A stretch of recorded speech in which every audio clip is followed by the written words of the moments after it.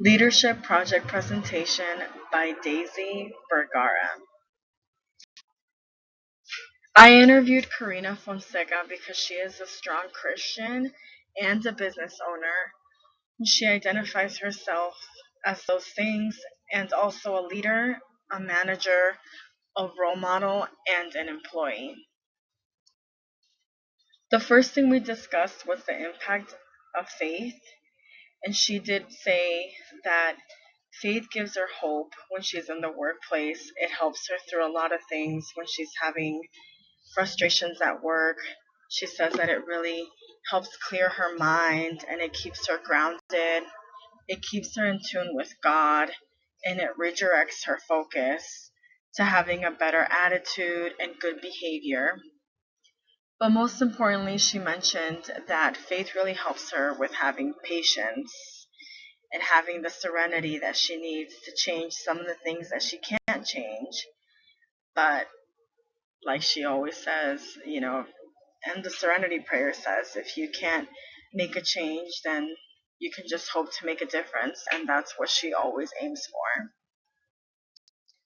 When we spoke about motivation, she talked about it being up and down. She said that on slow days, it seems that motivation is low, and on busy days, it's more upbeat. It's almost like people don't really have a chance to be unmotivated when they're busy. But something else that really determines motivation are also job duties, as there are some duties that people enjoy doing more than others. And it seems like motivation is low when it comes to doing the things people don't really enjoy. So when that happens, she likes to step in and help them out and kind of give them support and give them a push and be there for them, not just as their boss, but also as another employee. And if she can't be there, then she just has somebody else step in and she'll just kind of pair people up to work together and get through it. She says that she has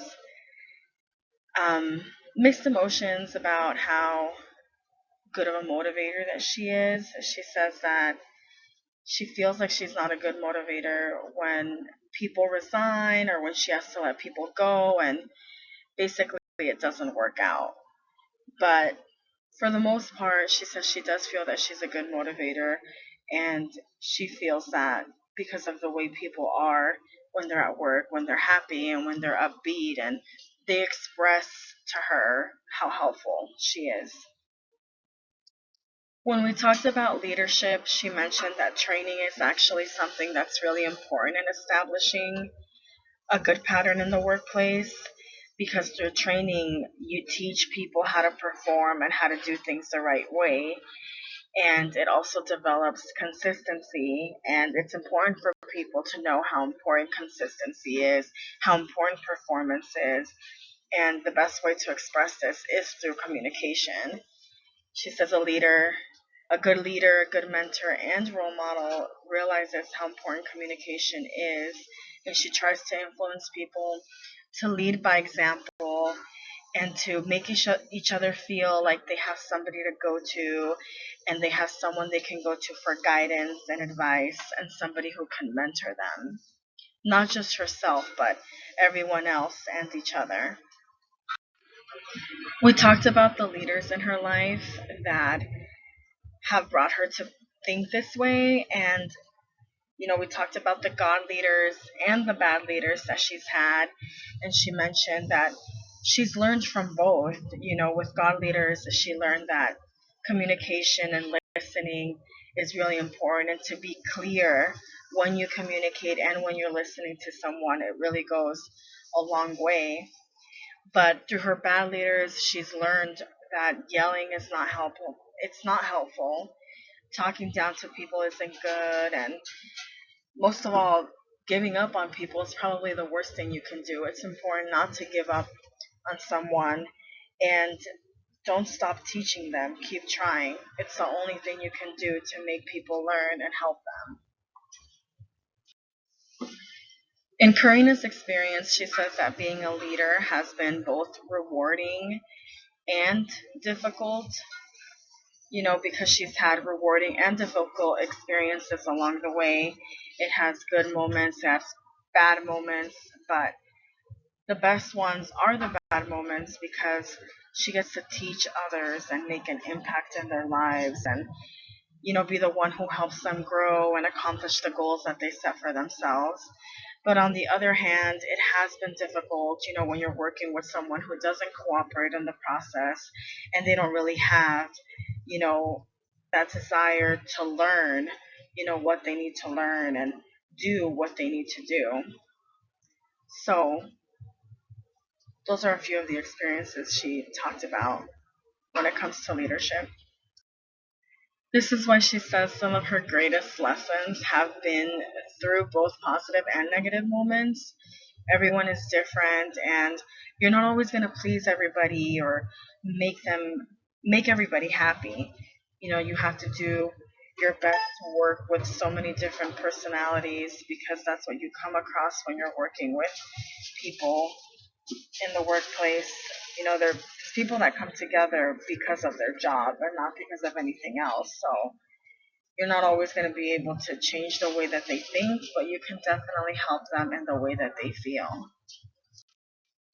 Being a leader has its highs and its lows, and she expressed that some of the highs are learning from other people that she works with and being able to work as a team with them and knowing that they can make a difference together and they can make an impact on others and amongst each other as well. But some of the lows that she mentioned have been breaking up with her business partner because of disagreements that they had when it came to leading or handling business, and also having to let people go along the way because she couldn't understand them and she didn't feel understood, basically just not coming to a mutual agreement where they could have a good working relationship. But she says that one very big low is also feeling unappreciated because she feels that she does everything she can at heart for her workers, and it makes her sad when people don't see that or appreciate it. But this is just a part of, coming across good followers and bad followers in the workplace. And she says that good followers have qualities such as, being good listeners and being good at communicating and showing their willingness to learn and grow. And they have an open mind and they're open to new ideas and trying new things. But when it comes to bad followers, she says they're the opposite because they're not very good listeners and they're not the best communicators. They tend to lack communication and that desire to learn and grow and be open to it as well. So she says that, you know, you're always going to have both groups when you're working.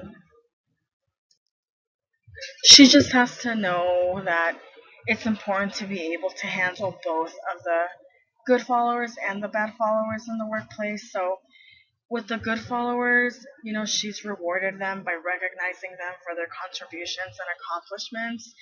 And if there's ever been a promotion available, she tries to promote within, depending on, their experience and how well she thinks that they could do in a certain position. And she also, if she doesn't promote them, she does make it known that she trusts them with more responsibilities and more job duties. And she says that that's always, it kind of boosts morale in the workplace. But unfortunately, with the bad followers, she hasn't been able to do the same thing. She's just had to sit them down and talk about their poor behavior, and talk and talk and talk some more. And unfortunately, in the end, if it doesn't work out, then she's had to let some people go. But these are some of the main points that I covered in my interview with Karina, and I hope that you learned and got a good idea of the kind of person that Karina Fonseca is when it comes to leadership. Thank you.